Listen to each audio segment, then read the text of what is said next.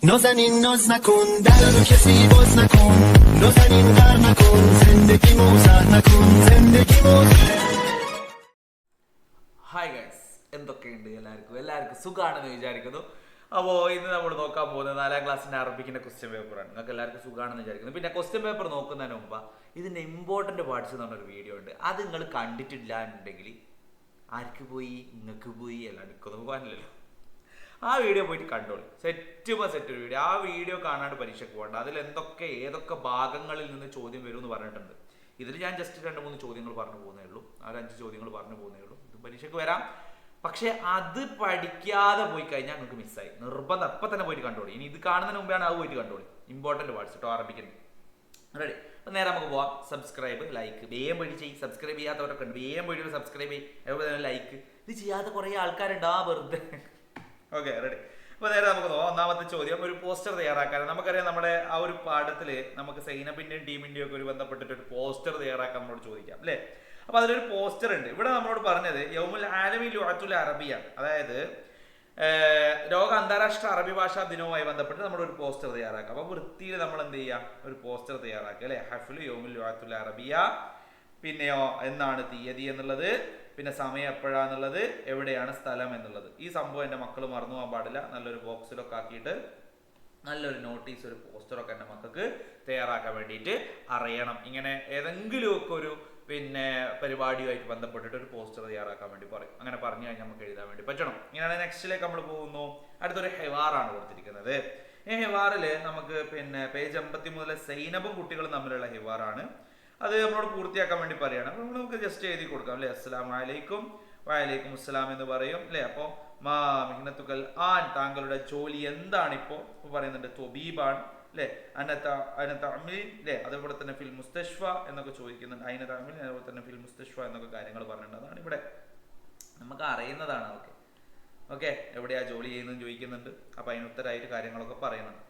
ആ സംഭവം മാത്രമേ ഉള്ളൂ. ഇങ്ങനെയുള്ളൊരു ഹിവാറ് മക്കളോട് ചോദിക്കാം. ഹിവാർ എന്തായാലും ഉണ്ടാവും, ഉറപ്പുള്ള കാര്യം. ഹിവാറിന് ആയിട്ട് വലിയ പഞ്ഞൊന്നുമില്ലല്ലോ. ക്വസ്റ്റ്യൻ ഉണ്ടാക്കുന്നതൊക്കെ എന്തായാലും ഹിവാർ ചോദിക്കണം നിർബന്ധം. ഹിവാർ എന്തായാലും ഉണ്ടാവും. പിന്നെ എവിടുന്ന് എടുത്തെഴുതാനോ അല്ല അവിടുന്ന് കൊണ്ട് എടുത്തെഴുതാനോ വാങ്ങിപ്പിടിച്ചെഴുതാനോ മാന്തിപ്പിടിച്ചെഴുതാനോ ഉണ്ടാവില്ല. അവിടെ നിങ്ങളുടെ മനസ്സിൽ എന്താണോ ഉള്ളത് അത് എഴുതി കൊടുക്കുക എന്നുള്ളതാണ്. ഓക്കെ, ആ സാധനമാണ് എഴുതാനുണ്ടാവുക. റെഡിയാണോ? സെറ്റ്.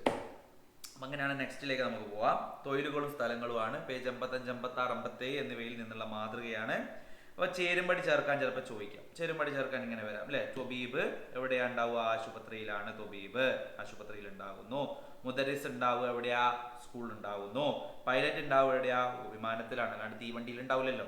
അടുത്തത് ഖാദി ഉണ്ടാവുക, ജഡ്ജി ഉണ്ടാവുക എവിടെയാ? മഹ്കമയിലാണ്. അതുപോലെ ഷുർത്തി ഉണ്ടാവുക എവിടെയാ? മഹ്ഫർ ഷുർത്ത, അല്ലേ? പോലീസ് സ്റ്റേഷനിലാണ് ഈ പറഞ്ഞ പോലീസുകാരനുണ്ടാവുക. അപ്പോൾ ഇങ്ങനെയുള്ള സംഭവങ്ങൾ ചിലപ്പോൾ നമ്മളോട് ചോദിക്കാം. അങ്ങനെ ചോദിച്ചു കഴിഞ്ഞാൽ നമുക്ക് എഴുതാൻ വേണ്ടി പറ്റണം. അതിനുള്ള ചെറിയൊരു മോഡലാണ് ഇവിടെ കാണിച്ചു തന്നത് കേട്ടാ. റെഡി? ഇനി അടുത്തതിലേക്ക് നമ്മൾ പോകുമ്പോൾ പ്രമുഖ വ്യക്തികൾ. ചിലപ്പോൾ ഇങ്ങനെയുള്ള ചോദ്യങ്ങൾ വരാം. ഇപ്പോൾ നിങ്ങൾ ചാച്ചാജി എന്ന് വിളിക്കുന്നത് ആരെയാണ്? ഇപ്പൊ ജവഹർലാൽ നെഹ്റു. ഇന്ത്യയുടെ ആദ്യത്തെ വിദ്യാഭ്യാസ മന്ത്രി ആരാണ്? അബുൽ കലാം ആസാദ്. ഗാന്ധി ജനിച്ച സ്ഥലം എവിടെയാണ്? പോർബന്ദർ. ഈ ചോദ്യം ചിലപ്പോൾ വരാം. എതവേ വഴി മാറി ചോദിച്ചാൽ, അല്ലേ? അങ്ങനല്ലേ സാധാ റൂട്ടിൽ ഓടുന്ന ചോദ്യങ്ങൾക്ക് പകരം ജസ്റ്റ് ഒന്ന് വഴി മാറി ഒരു ചോദ്യം ചോദിച്ചു കഴിഞ്ഞാൽ ഇങ്ങനെയുള്ള ചോദ്യങ്ങളൊക്കെ നമുക്ക് പ്രതീക്ഷിക്കാൻ വേണ്ടി പറ്റും. അല്ലാതെ ഞാൻ ആ പറഞ്ഞ ഇമ്പോർട്ടൻറ്റ് പാർട്സിലുള്ള ചോദ്യങ്ങളാണ്. പിന്നെ PDF കിട്ടണമെന്നുണ്ടെങ്കിൽ PDF നോക്കി പഠിക്കണമെന്നുണ്ടെങ്കിൽ താഴത്തെ ആ ഒരു സംഭവത്തിന് എന്ത് ചെയ്യാം, മെസ്സേജൊക്കെ കാര്യങ്ങളൊക്കെ ചെയ്യാം. Okay, ready? അപ്പോൾ നേരെ പോവാം, അല്ലേ? നെക്സ്റ്റ് ക്വസ്റ്റ്യനിലേക്ക് പോവാം. കഴിഞ്ഞു, ഇത്രയേ ഉള്ളൂ. ദിനാചരണങ്ങളാണ്.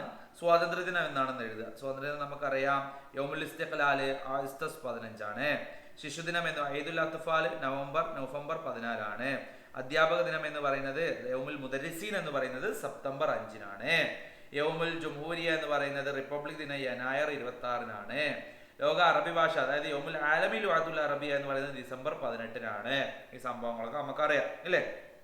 ഇങ്ങനെയൊക്കെ നമ്മളോട് ചോദ്യങ്ങൾ ചോദിക്കും. ഇങ്ങനെയൊക്കെ ചോദ്യങ്ങൾ ചോദിച്ചു കഴിഞ്ഞാലും എങ്ങനെ ചോദ്യങ്ങൾ ചോദിച്ചു കഴിഞ്ഞാലും നമുക്ക് എഴുതാൻ വേണ്ടി പറ്റണം എന്നുള്ളതാണ്.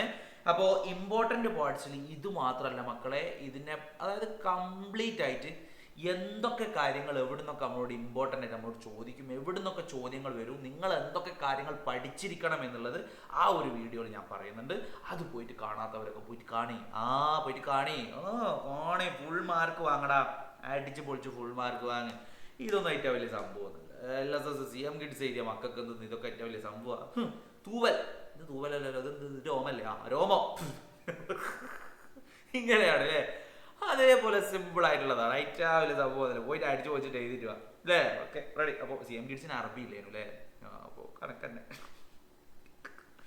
ഈസിയാണ്. അടിച്ചു പോയി ചെയ്ത് ലൈക്ക് ചെയ്യാൻ വേണ്ടി മറന്നു പോയത്, സബ്സ്ക്രൈബ് ചെയ്യാൻ വേണ്ടി മറന്നു. അടുത്ത നല്ലൊരു വീഡിയോ വീണ്ടും കാണാം. ബൈ. എന്തത് AC വെള്ളം ഒലിക്കുന്നുണ്ടോ? എന്തൊരു സംഭവമാണ്, ഞാൻ നോക്കട്ടെ കേട്ടോ. അപ്പം നിങ്ങൾ അതുപോലെ പോയിട്ട് കണ്ടിട്ട് പോകും. പിന്നെ ഇവിടെ ഷോർട്സ് ഒക്കെ ഇടയ്ക്കൊക്കെ ഒന്ന് കണ്ടോളാണ്ടി, കുഴപ്പമൊന്നുമില്ലല്ലോ.